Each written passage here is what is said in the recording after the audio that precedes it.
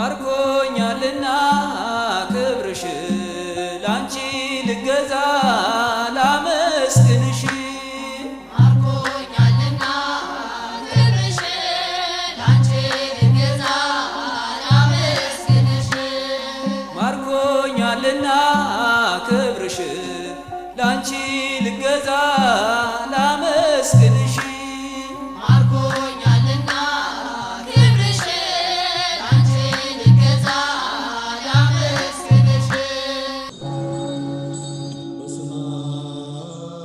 ሰላም ጤና ይስጥልን ክብሯን የሰበት ሙያ መርሃ ግብራችን ተመልካቾች እንደምን አላችሁ? የጸበል ጸዲቅ ሰዓታችን ነው።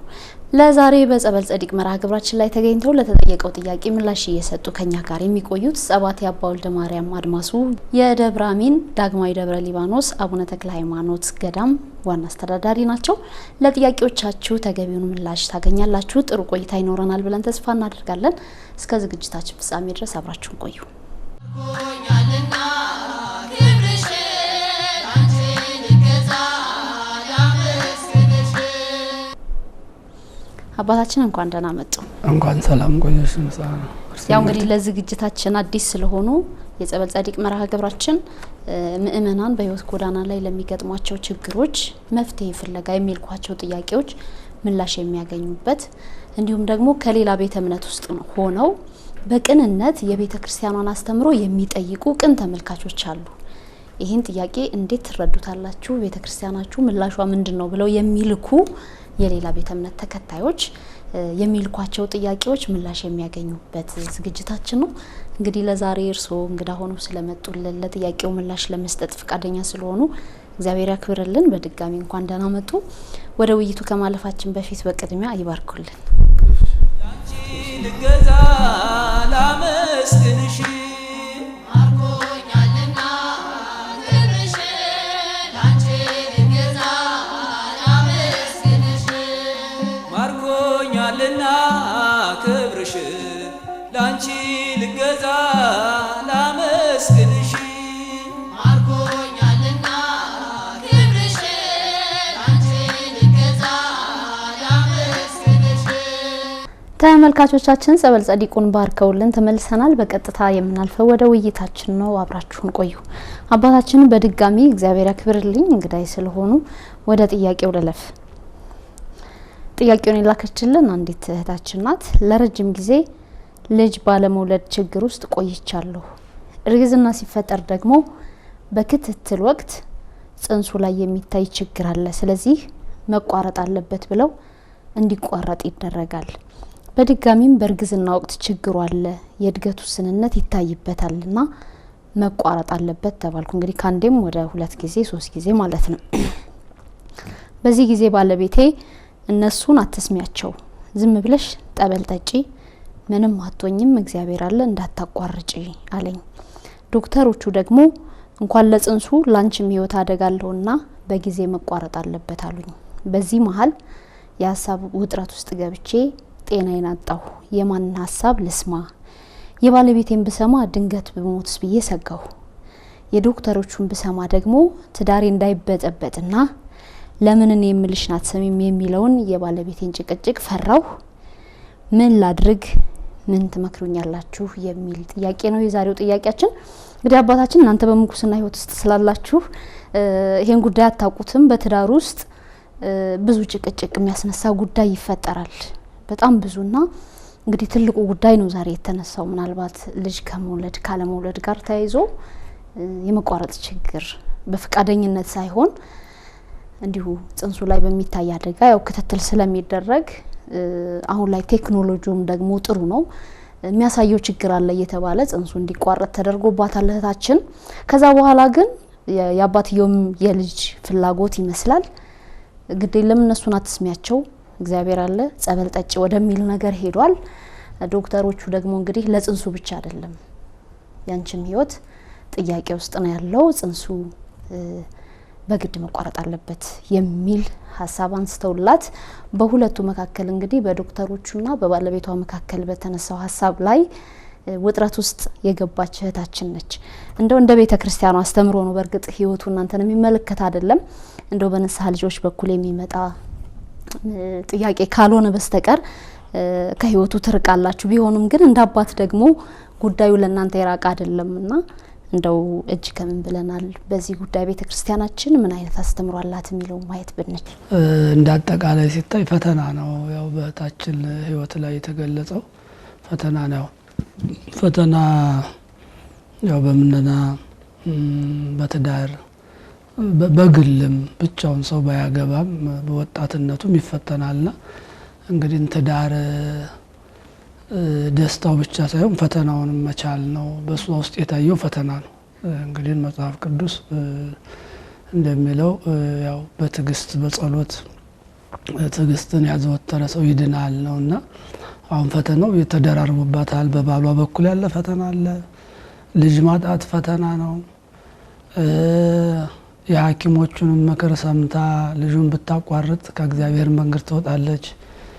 ህይወት ማጣት እንደገና ደግሞ ራሷንም ለሞት የሚዳርግ የተደራረበ ፈተና ነው። እንግዲህ የዚህ መፍትሄው ያው እግዚአብሔር ነው። እንደዚህ በጨነቀን ጊዜ በመከራ ቀን ጥራኝ አድነህም አለ ይላል። ይሄ ፈተና ነው። ትልቅ መከራ ስለሆነ እህታችን ዋናው በጸሎት ብትበረታ ማለት ይሄ ተደጋጋሚ አሁን እንደዚህ ገና 6 ወርም ሳይሞላ በተደጋጋሚ እንደ ሾተ ላይ ይበሉት እንደዚህ ያለ አለና እንደዚህ የሚያደርጋቸው አሉ ብዙ ሰዎች ማለት ነው። ይጸንሱና ይጠፋባቸዋል። በገጠሩም በከተማውም የተለያዩ መድኃኒት ይሞከራል።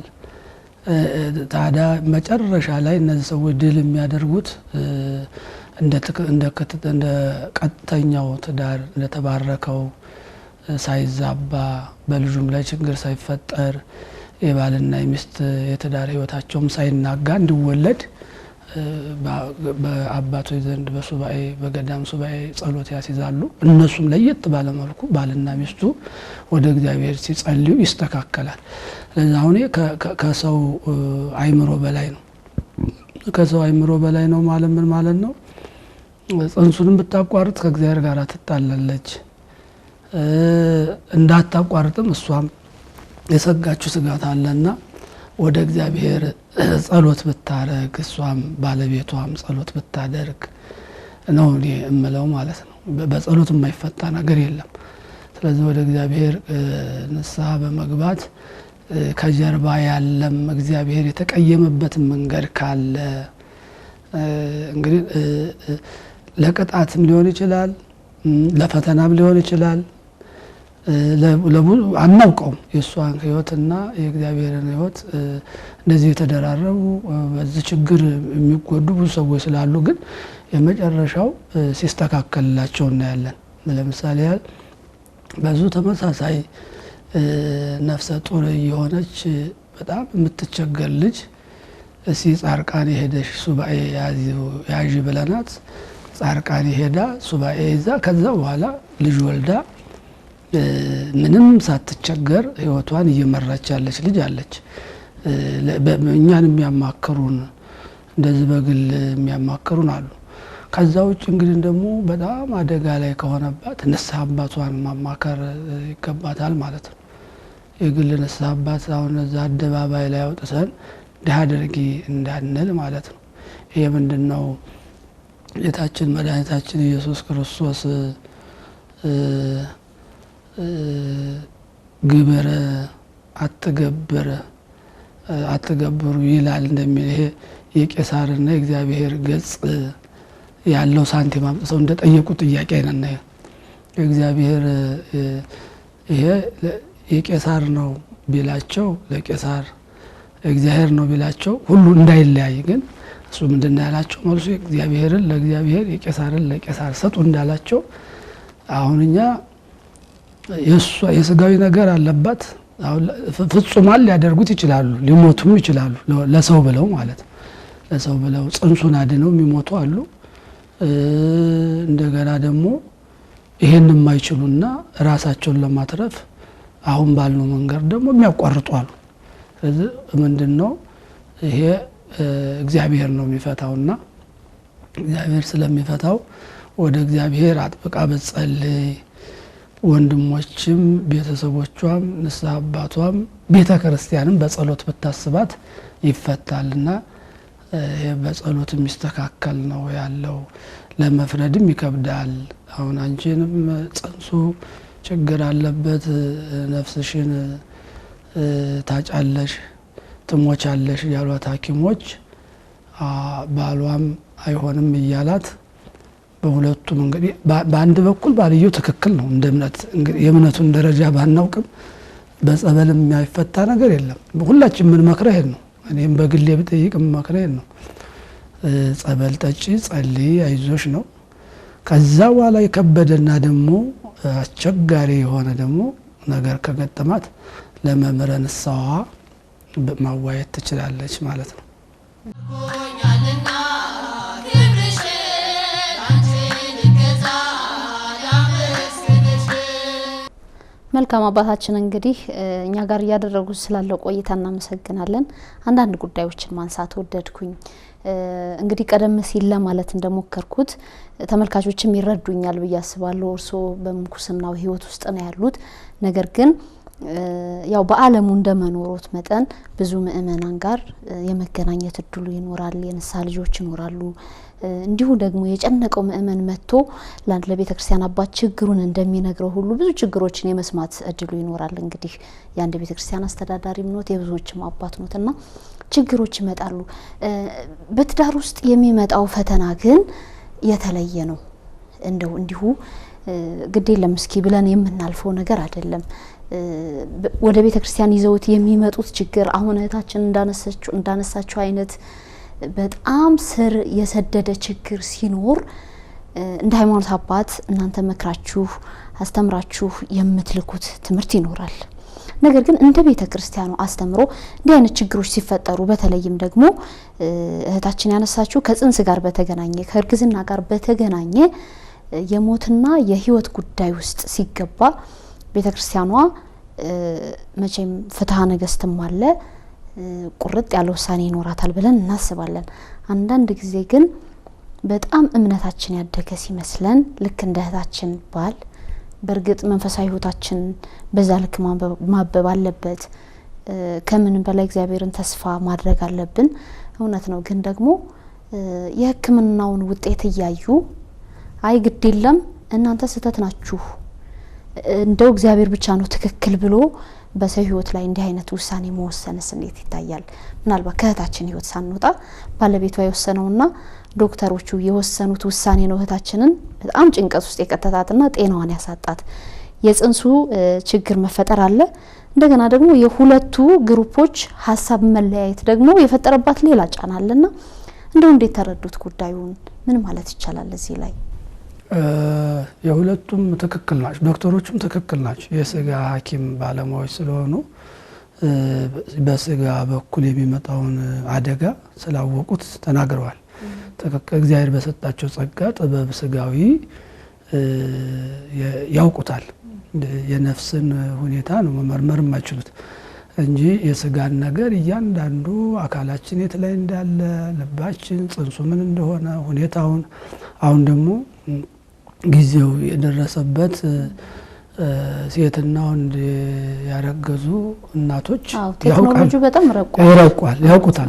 ስለሚያውቁት ጽንሱ ላይ ምን አይነት ችግር እንዳለ ያውቃል፣ ይረዳል። ትክክል ናቸው እነሱ።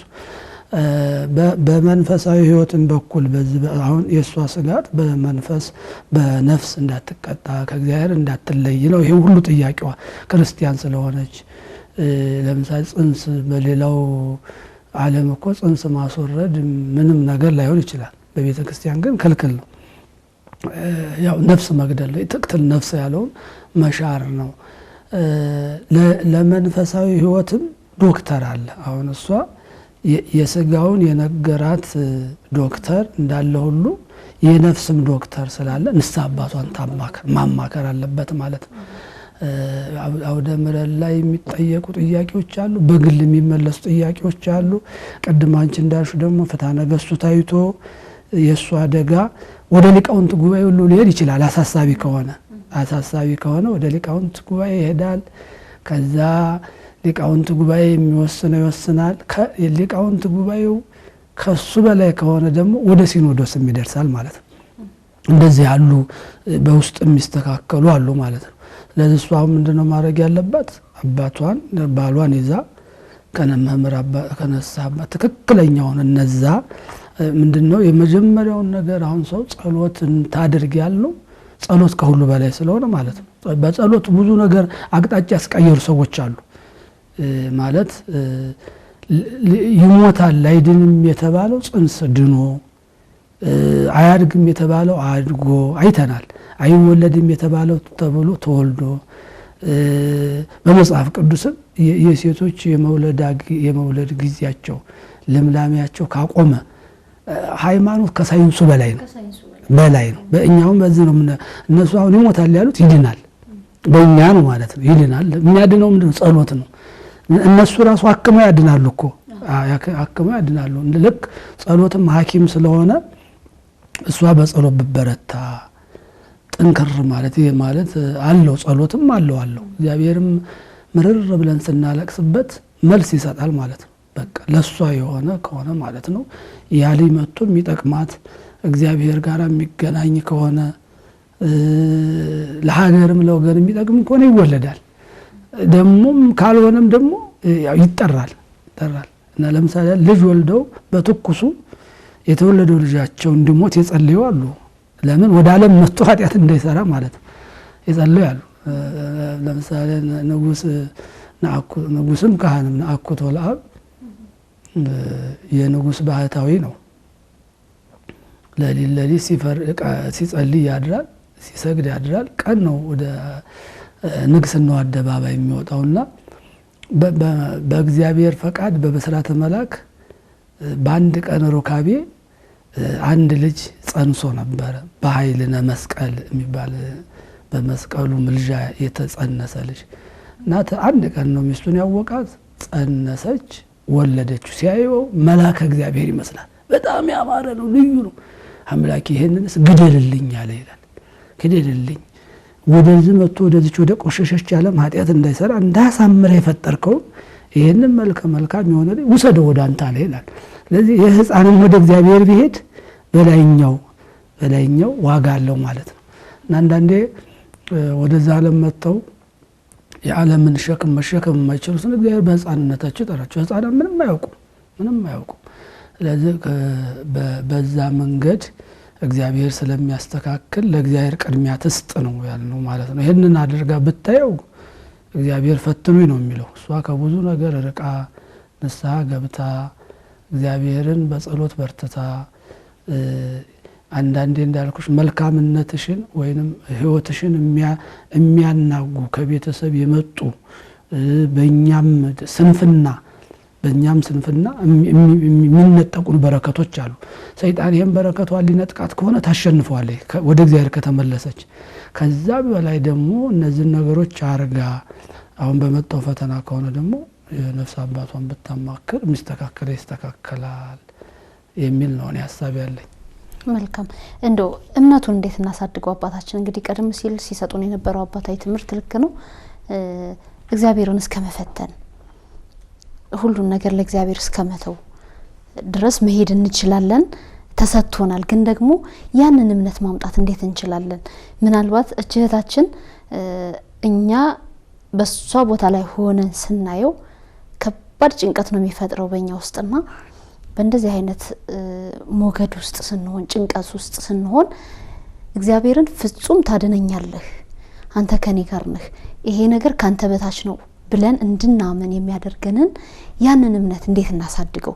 በዚህ ጉዳይ ብቻ ሳይሆን በሌላው ህይወታችን መስመር ላይ አንዳንድ እምነታችን ያንስና እግዚአብሔርን የምንረሳበት ከእግዚአብሔር መንገድ የምንወጣበት መንገድ ይኖራልና እንደው ያንን እምነታችን ንጹህ የሆነ እምነት እንዴት ነው ማሳደግ የምንችለው እንደ ምእመን እንደ ቤተክርስቲያን ልጆች? አሁንም ደግሜ የምለው ያው በጸሎት ነው። እምነትም የሚያርገው ጌታችን መድኃኒታችን ኢየሱስ ክርስቶስ በሚያስተምርበት ጊዜ የደቀ መዛሙርቱ እምነት አሁን መጨረሻ ከበዓለ ጰራቅሊጦስ በኋላ ለደረሱበት አልደረሰም። ብዙ ጊዜ ሰውኛውን ሲመለከቱ እናያቸዋለን። ልክ እኛ እንደምናደርገው የላላ ያነሰ እምነት ነበራቸው። እሱ አብሯቸው እያለ ማለት ነው።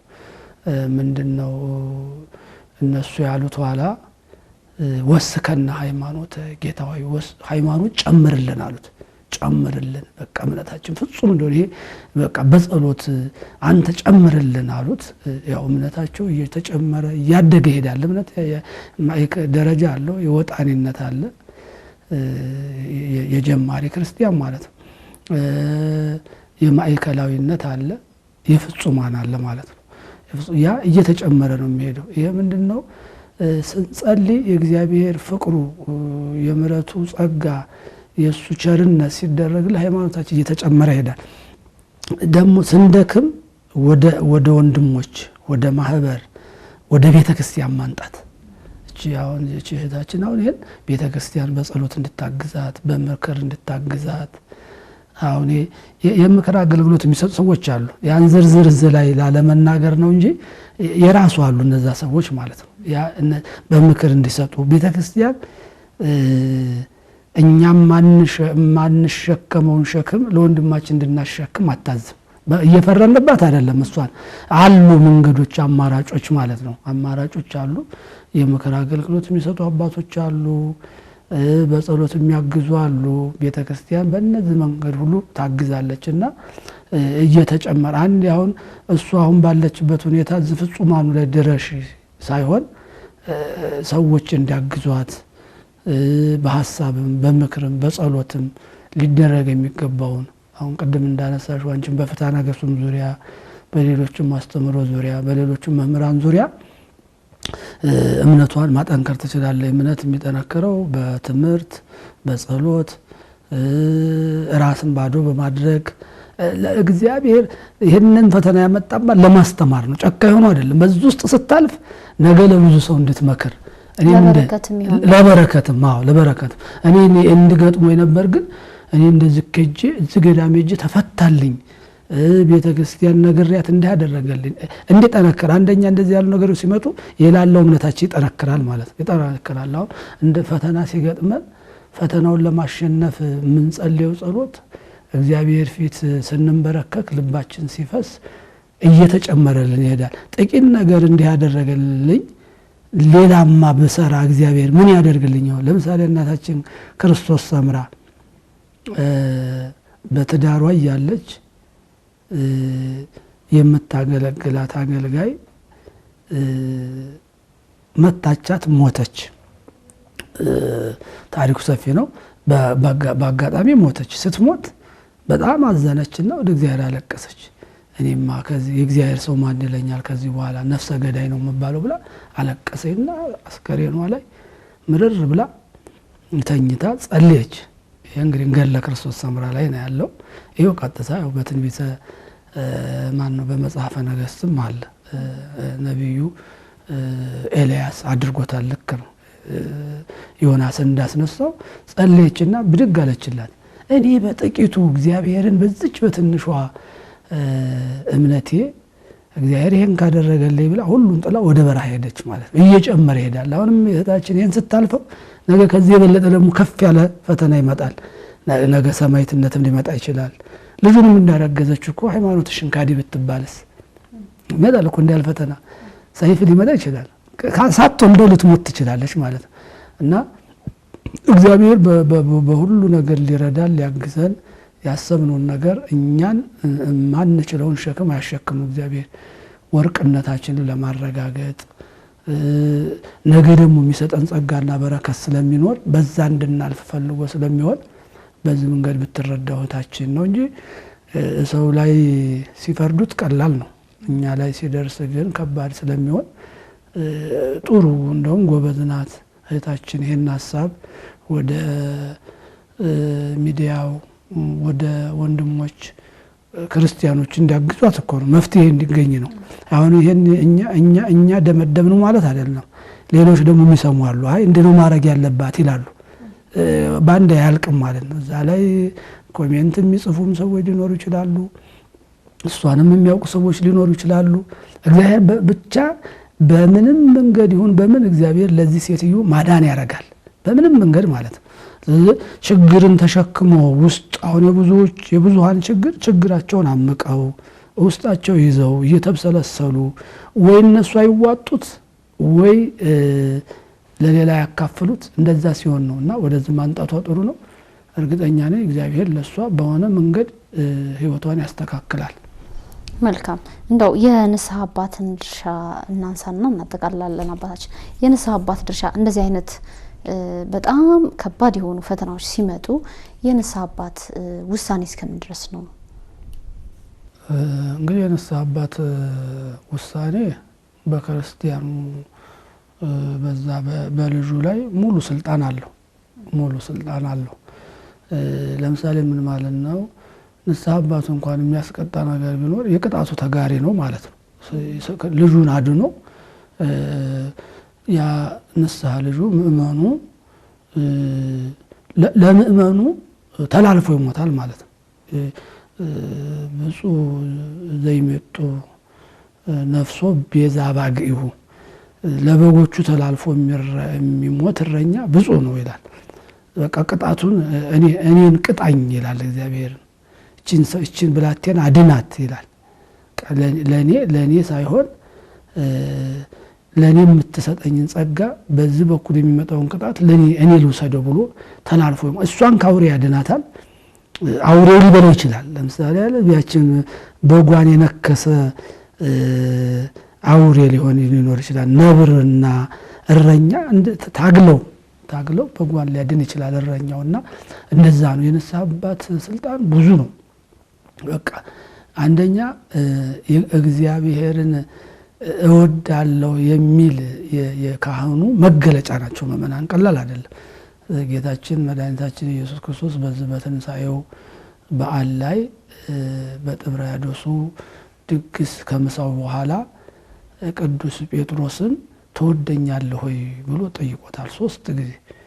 መልሱ እኔ እንደምወድህ አንተ ታውቃለህ የኔ ጌታ አለ ቅዱስ ጴጥሮስ። በጎችን ጠብቅ ነው። ስለዚህ የካህን የንስሐ አባት ኃላፊነት እግዚአብሔርን ወደዋለሁ ካለ በየትም መንገድ ይሁን በየት የንስሐ ልጁን ማዳን አለበት ማለት ነው። እሱም ሞቶ ቢሆን ማለት ነው። እና ሙሉ ኃላፊነት አለበት። ብዙ ድካም ይጠይቃል። እነሱ ሳያውቁ ለምሳሌ አንድ ምእመን 64 ጊዜ የሚያሰግድ ኃጢአት ቢሰራ ግማሹ የካህኑ ነው። ምእመኑን ማገዝ አለበት። ከሱ ምእመኑ ሳያውቀው እያለቀሰ ያ ሰው ብቁ እንዲሆንለት እንደውም ይሄን አሁን የእህታችን ሸክም መሸከም ያለበት ንስሐ አባቱ ነው ሙሉ ለሙሉ ማለት ነው። ያስተካክለዋል። በቃ እግዚአብሔር ፊት ቆሞ ታቦቱ ፊት ቆሞ መንበሩ ፊት ተንበርክኮ ያቆመዋል። ሞት እንኳን ቢመጣበት ማቆም ይችላል ማለት ነው። ዮሐንስ አፈወርቅ እንዳደረገው ማለት ነው። ዮሐንስ አፈወርቅ በዛው አሁን ግንቦት ውስጥ ያረፈ ታላቅ አባት ሊቁ ማለት ነው። የእመቤታችን ወዳጅ አንዲት ብላቴና ለሰርጓ ተጠርቶ ሲሄድ ክርስትና ሊያነሳት ሲሄድ ያ ክርስትና ሊያነሳት የሄደው ልጅ በዛን ቀን ምትሞት ነበረች። መልአከ ሞት መጥቶ እሷን ሊነጥቅ መልአከ ሞት ሲሄድ ቅዱስ ዮሐንስም ያችን ብላቴና ሊባርክ ሲሄድ ተገናኙ። ይሄ ልትሄድ ነው? ያችን ብላቴና ልወስድ ነው የሚሄደው። አይ ቆይ እዙ ጠብቀኝ አለው። 10-15 ዓመት አቁሞታል ማለት ነው። ዛሬም ካህናት በልጆቻቸው በምእመናን ላይ የሚመጣውን ፈተና፣ ሞት፣ ጦርነት ማቆም ይችላሉ።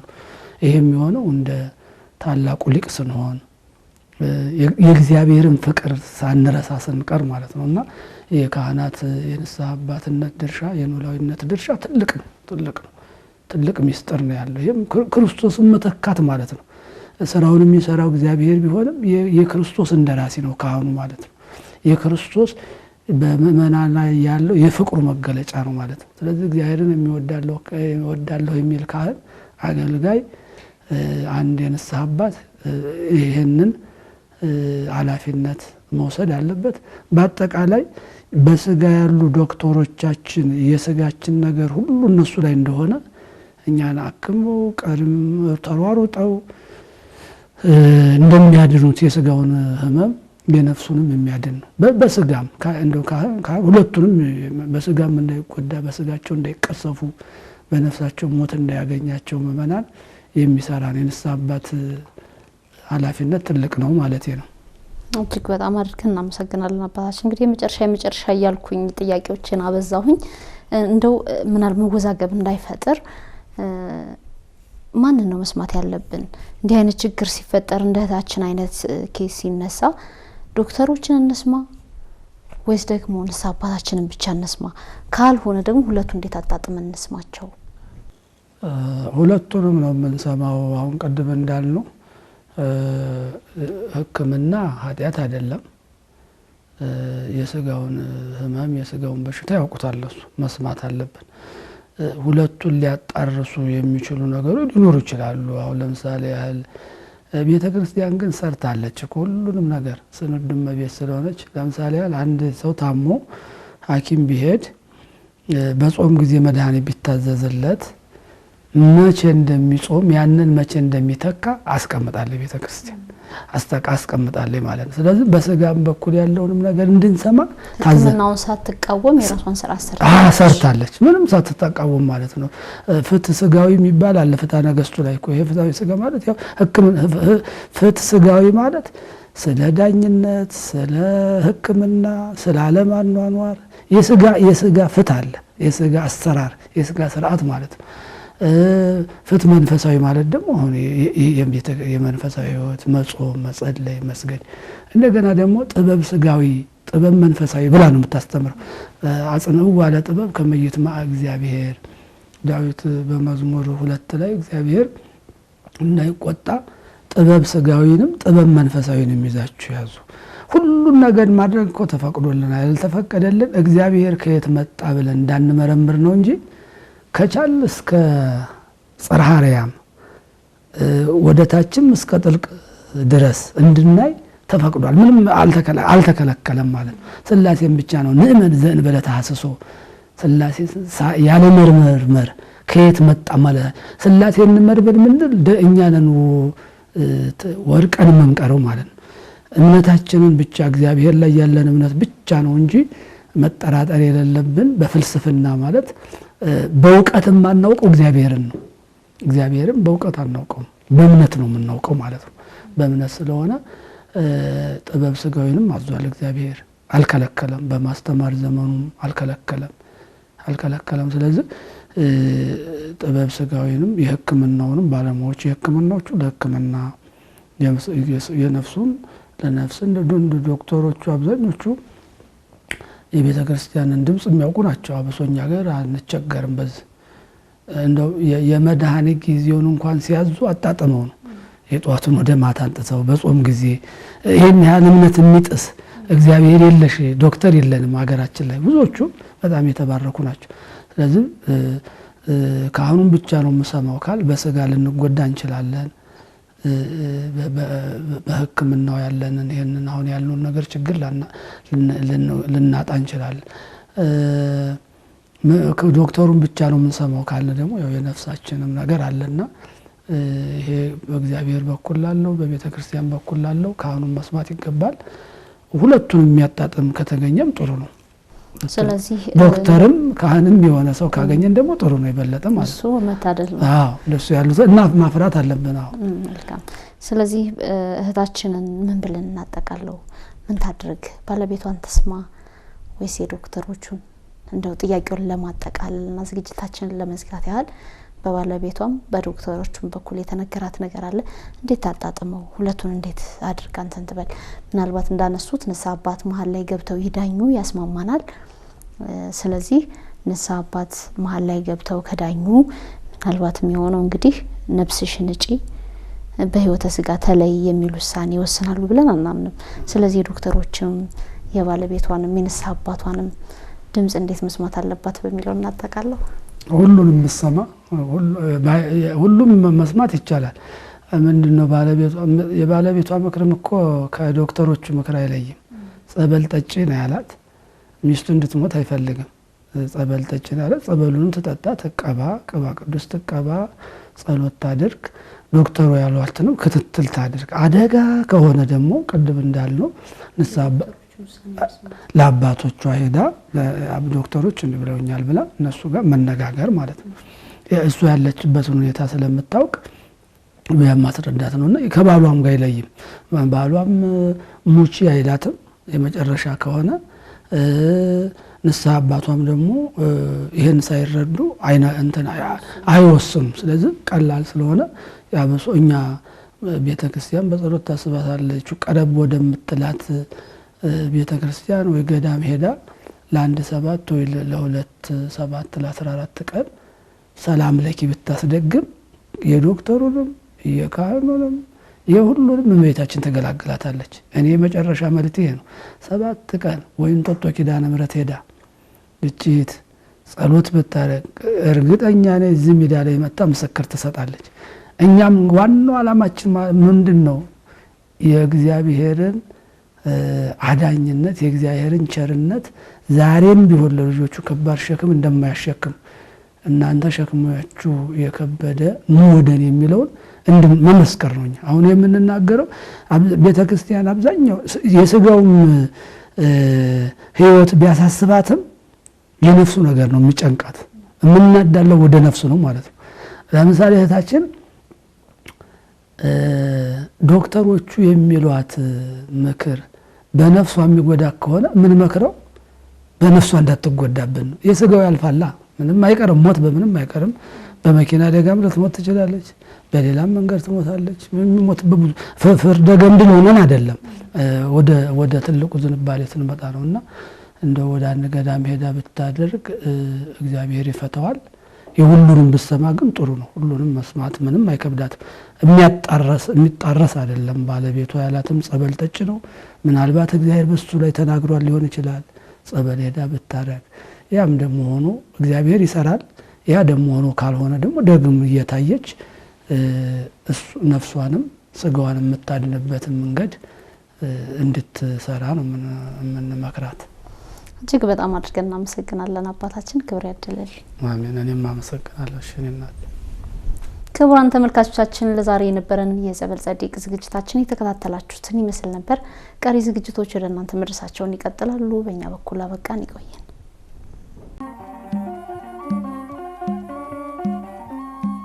ማርኮኛልና